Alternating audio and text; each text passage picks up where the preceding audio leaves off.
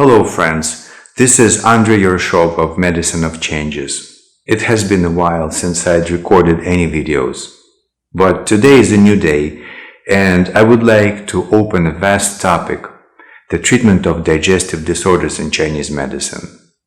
I planned this as a set of presentations. Over the next month or two, we will discuss physiology, diagnosis, and treatment strategies using acupuncture and herbal medicine for different digestive diseases. Today we are going to begin a talk about the physiology of digestion according to Chinese medicine. I must warn you that some ideas I will present may sound strange to a person trained in Western physiology only, but this is okay, because these ideas have excellent practical applications. If we take out the theory of Chinese medicine and try to apply the Western biomedical approach to acupuncture and herbs, the effectiveness of our treatments will not be as great. We may think of Chinese medical theory as a different paradigm, like the theory of relativity and quantum mechanics in contemporary physics. The best place to start our discussion would be from the center. In our physiological model, this center is comprised of two organs, the stomach and spleen. These two organs have a husband-wife or yin-yang relationship. The stomach is yang and the spleen is yin. They both belong to the earth phase.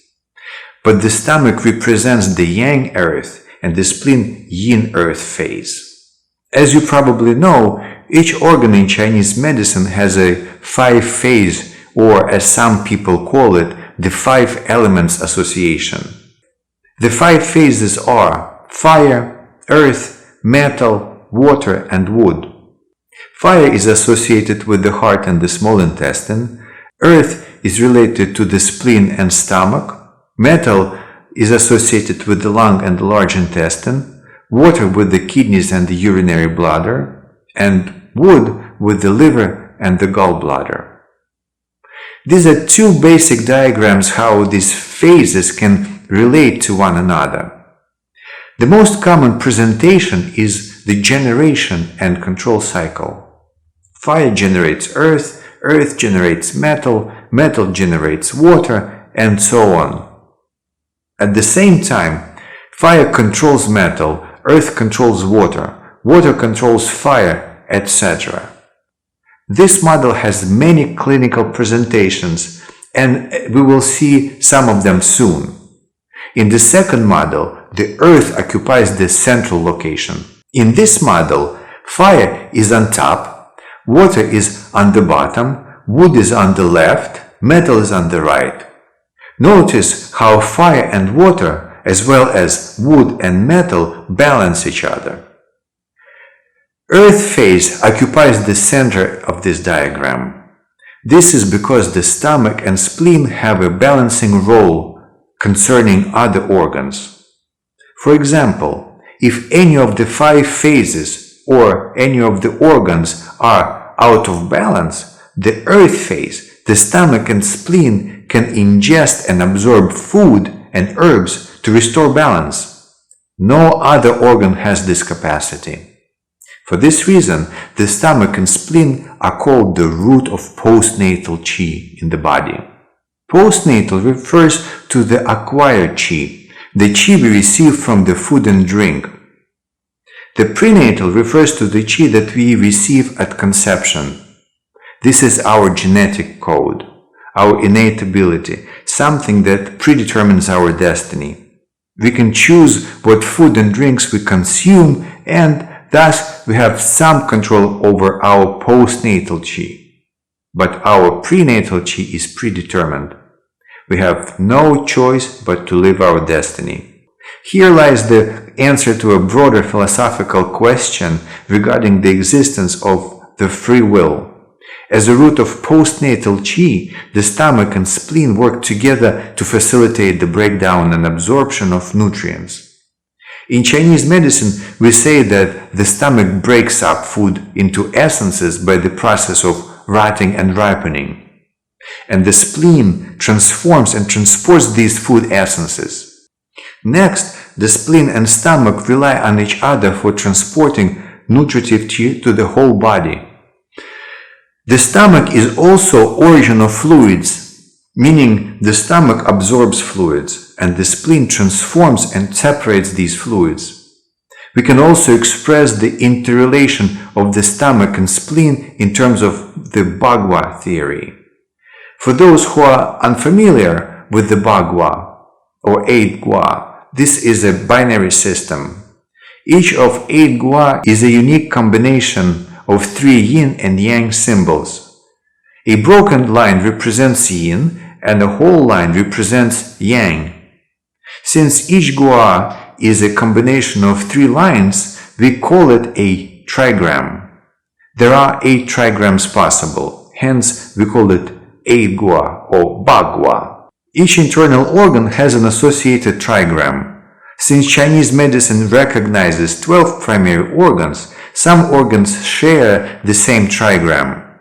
Furthermore, if we combine 8 trigrams, we will arrive at 8 by 8, which equals to 64 hexagrams. There are different ways we can interpret the meaning of a hexagram. In short, some hexagrams have a very positive meaning and some express negative meaning. We can apply hexagrams to describe physiology and pathology in Chinese medicine. For example, we can express the stomach and spleen relationship by the hexagram 63. GG. The significance of this hexagram is already benefited or already forded. It is a highly auspicious hexagram. The lower trigram of this hexagram belongs to the yin fire phase, which also has an association with the spleen, and the top trigram belongs to the yang water phase, which has an association with the stomach. Together, these 2 trigrams convey an easily understood meaning: fire beneath water, the cooking pot, the idea of nourishment. Hexagram 63 GG has many applications in Chinese medicine, which I hope to share with you. This hexagram reflects a unique relationship between the stomach and the spleen. Although the spleen is a yin organ, it is associated with the fire phase trigram. And fire has yang nature, which is hot, rising, and dry. The stomach is a yang organ, but it is related to the water phase trigram, and the water is yin, which is cold, moist, and descending. Strange, isn't it?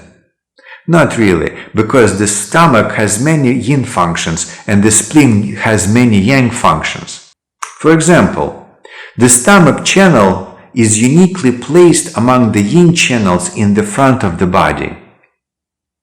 The stomach is yang, but the stomach qi descends, whereas spleen is yin, but spleen qi ascends. The stomach likes wetness and the spleen likes dryness. The stomach tends to suffer from deficiency of yin and the spleen from deficiency of yang. However, in many other aspects, the stomach and spleen manifest expectedly. For example, the stomach is prone to suffer from excess and the spleen from deficiency. The stomach pathology tends to generate heat and the spleen pathology cold. As a side note, it may sound confusing how come the spleen and the stomach organs are associated with the fire and water trigrams respectively, but they belong to the earth phase concerning other organs. The answer is simple. The trigrams are a binary system of classification that utilizes the relationship between yin and yang to express qi transformation. The 5 phase is a system of classification that represents cyclical time. We apply both the Bhagwa and the 5 phase theories to describe the physiology of the Zhang Fu, the organ system.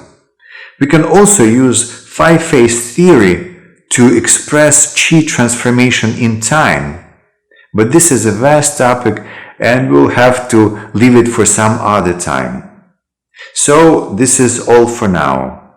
Next time we meet, I plan to speak about the stomach's disharmony patterns and treatment strategies. So stay tuned.